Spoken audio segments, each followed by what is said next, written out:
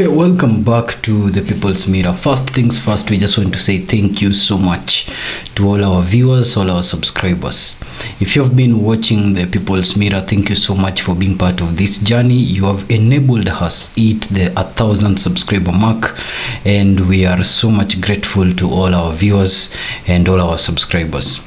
If you're joining the People's Mirror for the first time, this can also be your channel for political commentatorship, and so it's just safe if you hit the subscribe button. Now today we want to put before the mirror this evening the ultimate test in Nairobi. This has been a very grand conversation that here at the People's Mirror we have said quite a number of times that we intend to detail the gubernatorial seat of Nairobi and the interest therein, but you have never found sufficient time to fully detail what is going on in that particular seat. Right now it seems like it's the seat that most political parties are eyeing, both the ODM party, the UDA party, the DCP party. The control of Nairobi, as we have explained in our previous episodes, is very key to each political party because Nairobi is the seat of power, and so whoever controls that county as a party has immense control of how the resources of power operate within the city. And so we want to put before the mirror this particular contest that has Governor Sakaja in it, trying to seek his second term, has Governor Babu Owino in it, and other individuals that have now showcased interests that we will detail shortly, and how their interests are going to play, has played, and will play in the 2027 major polls. Now, if we start with the county governor right now, Governor Johnson Sakaja. Governor Johnson Sakaja is seeking a second term in Nairobi. Now, sometimes back, Governor Johnson Sakaja's success with the second term was something that was very likely. But before we talk about that, it is very important to remember that Nairobians have been complaining about service delivery under the leadership of Governor Johnson Sakaja. Others say that he had promises to them when he was entering in this particular power position, promises that he has since failed to fulfill. And so other Nairobians complain that their daily to daily livelihood, including water, including drainages, and some things like that, have been affected because of Governor Sakaja's inability to deliver in his promises. Now, this particular call and cry by Nairobi residents got so much that sometimes back, prior to the death of Raila Odinga, the members of County Assembly of Nairobi County went on with a motion that they intended to impeach Governor Sakaja with. And so as a result of the coalition of the broad-based arrangement, President William Ruto leading the UDA team and the former Prime Minister Raila Odinga leading the ODM team saved Governor Sakaja from that imminent impeachment. Now, the 90-day period agreement is supposed to lapse, and we do not know whether or not these MCAs will resurface with this impeachment motion. But as it stands right now, the service delivery aspect of the leadership of Governor Johnson Sakaja is at question, and his neck and his blood is being paid by the MCAs of Nairobi. But other than that, we were saying that sometimes back his success as a second term governor in this county, where since its inception we have not seen a second term governor, because you remember Evans Kidero served for one term, Sonko didn't even finish his one term, now Sakaja is in for his one term, almost coming to an end. It's one county where we have not seen a governor go for 2 terms. But for Sakaja, with the Raila Odinga on his side, there was more likelihood that he was going to secure his second term. And this was a bothersome idea to someone like Honorable Babu Owino, who was also a very hopeful in this particular seat of Nairobi gubernatorial position and was within the ODM party structure. During the lifetime of the late Right Honorable Raila Odinga, others even saw it as a betrayal when Raila Odinga preferred Sakaja's second bid over Babu Owino's first bid as the governor of Nairobi. And then the unexpected happened. Raila Odinga succumbed, and so as a result of that, Governor Johnson Sakaja remained a political orphan in the Nairobi city waiting for his second term. And right now he has less than 18 months to deliver services to the people of Nairobi and still convince them ahead of the general elections to elect him again for his second term. Other than that, he will holistically rely on the help that will come from his party and his party leader, the UDA party, to contest against against any other domineering party in Nairobi and consolidate that particular position for him. But all these are now burdens that have increased themselves as a result of the demise of Raila Amolo Odinga. Then there is another factor. There is the factor of hate between Honorable Johnson Sakaja and Honorable Rigathi Gachagua. This particular hate has existed since time immemorial, when Gachagua was still the deputy president. Until now, their relationship with Johnson Sakaja has not been a fluid one. Now that Honorable Rigathi Gachagua has declared an intention to zone Nairobi for the DCP party, or externally for the united opposition, those particular interests put outside the position of Johnson Sakaja. So Sakaja is in trouble, looking into the future, and he has to consolidate his house, put everything in order, deliver to the people of Nairobi in less than 18 months, and get strong political muscles to render for him Nairobi for a second term that no Nairobi governor has since secured. But that aside, there is also the interest of Babu Owino. Now, Babu Owino is a hopeful in this particular gubernatorial seat, and himself has said that Governor Sakaja is an individual that prioritizes having fun and partying over service delivery to the people of Nairobi. Now, Babu's interest in this particular seat also seemed certain at first, and it seemed so certain when it was being seen as a contest between Sakaja and Babu Owino. That much you'd say that Babu Owino's influence would be so strong against Johnson Sakaja. It was so glaring that Babu himself, while addressing the SONU organization, the SONU alumni of the University of Nairobi, declared that 7 out of 10 Nairobians, if asked directly, would say that they would vote Babu Owino for the seat of Nairobi governor in 2027. But right now, a lot of political involvement are taking place around this gubernatorial seat of Nairobi, and so the certainty and confidence with which we would say that Babu was seeking this position and was going to win it might find certain realignments. There has been introduction of 2 key figures in this particular race lately that might have an effect of tilting the votes in the favor of the ruling party. And perhaps this is where Sakaja's hope is coming from. Within the ODM party, there's a gentleman called George Aladwa, who is currently the member of parliament for Makadara, who is now eyeing this position alongside Babu. Now, Babu is within the ODM party. Without Aladwa, most likely the ticket would have easily gone to Babu. But Aladwa is pro the broad-based government within the ODM party. Babu is not.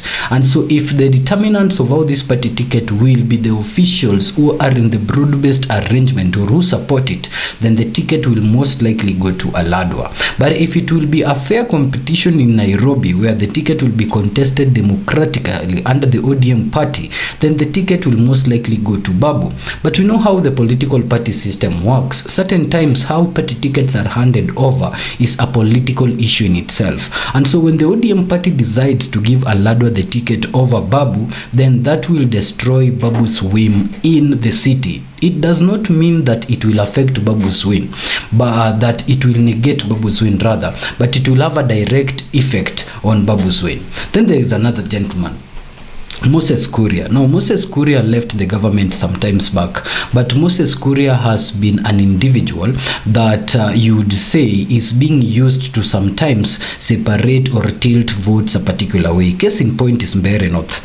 After the DCP party dropped Duncan Bui, Moses Kuria's Chama cha Kazi party picked up Duncan Bui, and as a result, the votes of the final winner was nothing shy of 490 votes as a result of the votes that went all the way to Duncan Bui. So the win between Leonard Wamuthende and Newton Karish was only a difference of around 490 votes. Now, that effect that Moses Kuria did in Mbeere North is something that is certainly going to do in Nairobi again. And now people looking at it from a political analysis angle say that Moses Kuria right now is an individual that could still be working for the government outside the government, and that is diffusing the influence of Gachagua in the mountain area and diffusing reducing the influence of Babu Owino in the Nairobi area. So he has not made his bid so publicly, but through a post in his X account, he hinted that he is looking forward to secure that position of the governor of Nairobi. And of course, in that post, he was hoping to have Aladwa go as his deputy.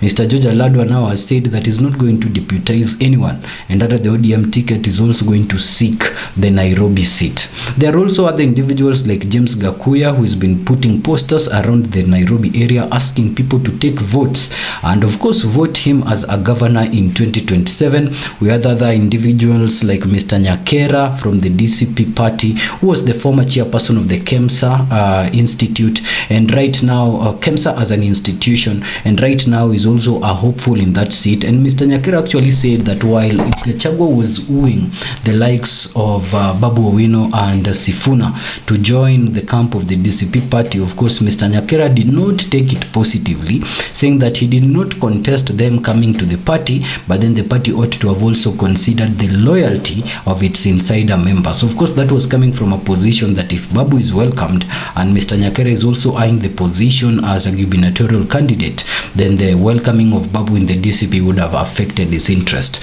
We have also Mr. Agnes Kagure, or Miss Agnes Kagure, who has also showed interest, a businesswoman who is also a hopeful to become the governor of Nairobi County. But as all these names still keep coming ahead of 2027, the key figures in this contest are now Babu Owino and Johnson Sakaja, but Aladwa and Moses Kuria are key factors that will determine who between Babu Owino and Johnson Sakaja will actually become the governor of Nairobi. So contests are there and interests are there, and decisions have to be made whether it's going to be under the Wiper ticket, the DCP ticket, the ODM ticket, for who is going to take over Nairobi when the time is ripe. Now Babu is looking at this as this introduction of people like Aladwa as a division within the party aimed at, tainting his name, or rather reducing his influence within the party. And sometimes back he had made statements that he will win the position of the gubernatorial seat of Nairobi with or without a party. And so maybe these are the things that have gotten to the level of people like Aladwa now within the party. Aladwa was a former mayor of Nairobi, who now feels that the statements of Babu Owino are coming from a point of arrogance, and now within the party they have to diffuse his influence. Now the introduction of someone like Moses Kuria will be a central umpire in this particular seat, so that when Babu, for example, beats Aladwa in the party primaries, and Babu is now facing the UDA candidate, which will be, for example, Johnson Sakaja, and there is the DCP candidate Mr. Nyakera, the introduction of someone like Moses Kuria will diffuse those votes, and that would make it very easy to tilt the vote towards the ruling party. And so these particular instances are things that are now being looked at around the Nairobi area. Nairobi being, as I said in the beginning of this particular part of the episode, a very central position of power that in previous discussions the government has even wanted to co-manage Nairobi as a metropolitan being managed with both the government, the national government, and the county of Nairobi. And so this interest will develop around that area. I did also mention another individual called Mr. Tony Gachoka, who is also in that particular race using the Kanu ticket. Now we expected Tim Wanyoni also to be in this race, but of course Tim now withdrew from this race and is going to contest back at home. But this particular race is intensifying, and it's going to be a determinant for all the parties. It's important to remember that the interest of the ODM party is still key here, being the dominant party in that region right now, in the constituency level, in the MCA level, and in the position of senator and women rep. There's the interest of the UDA party being the seat of power in the current governor. There's the interest of the DCP party that now wants to zone this entire area and make it a DCP area. And of course Wiper, that is wooing Babu Owino, is also interested in this region. And all this interest will come out to play very, very clearly in 2027. Other than that, there is the story now, which is a little bit not political, but rather very, very key, because it's an issue of governance, and it's going to affect the political alignment of 2027, or it has a direct effect not really on the alignment of politics in 2027, but how it will be played out between now and then. And the issue we're talking about, ladies and gentlemen, is the government selling its 15% stakes of shares that it currently has in Safaricom. So we just want to touch on it briefly as an issue of governance that touches on politics, but not so in depth as an economist would do, with just the basic facts about this particular stakes and shares. Now, one general important fact is this, that the government right now owns 35% of shares of Safaricom PLC.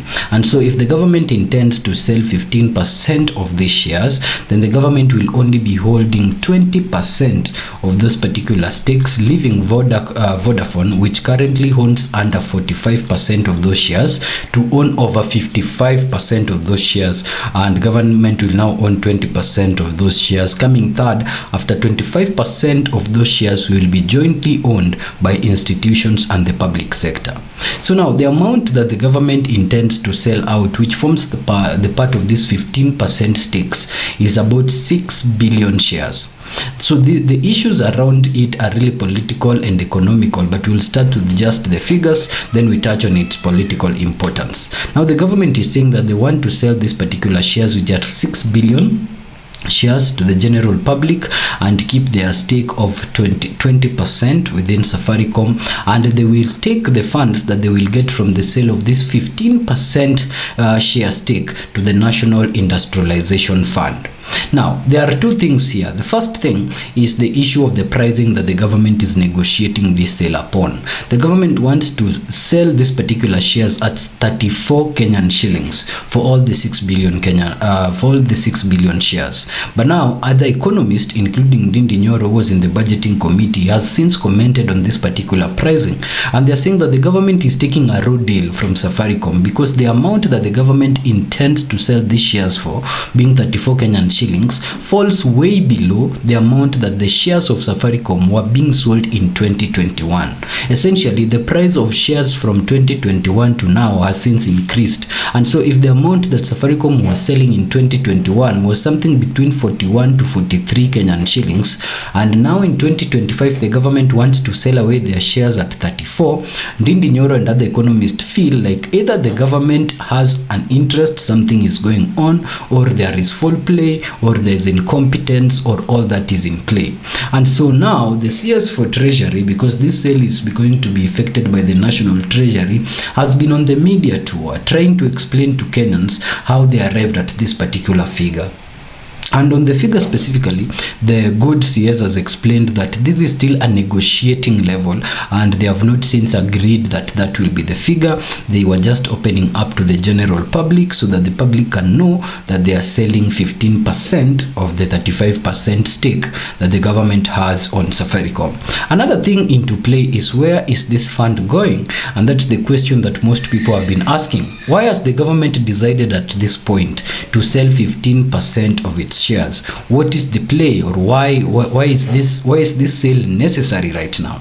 So as people are trying to grapple with that, the CS who has been in the media tour, that's Honorable Mbadi, has since explained that it is important to sell these shares at this point so that the government can realize its employment and development targets. And they're saying that the economy is growing at a 5% rate right now, and for government to ensure that employment is met and unemployment is reduced within the government economy, then our economy is supposed to grow at around 7% rate annually. He says that next year our economy could be growing around 5.3% annually, which will be a 0.3 increment from this year, which will still be around 1.7% short, or 1.7% short rather, of the 7%, which is the conducive growth environment for employment to take place. And so he says for us to attain that particular 7% economic growth annually, we have to use some money to get into development, that is construction and infrastructural development.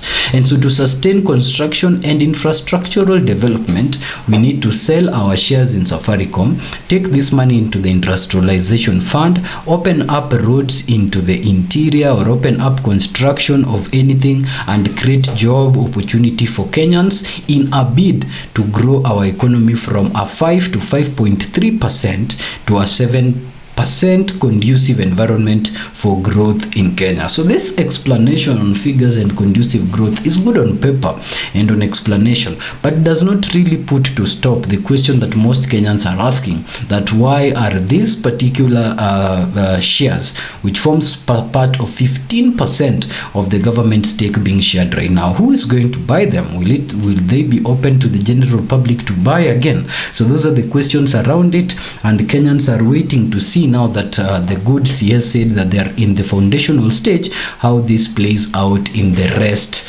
of the stages that they intend to have it go through before the final sale is effected. Ladies and gentlemen, it's been a pleasure recapping those two stories for you here at the People's Mirror. Until our next episode.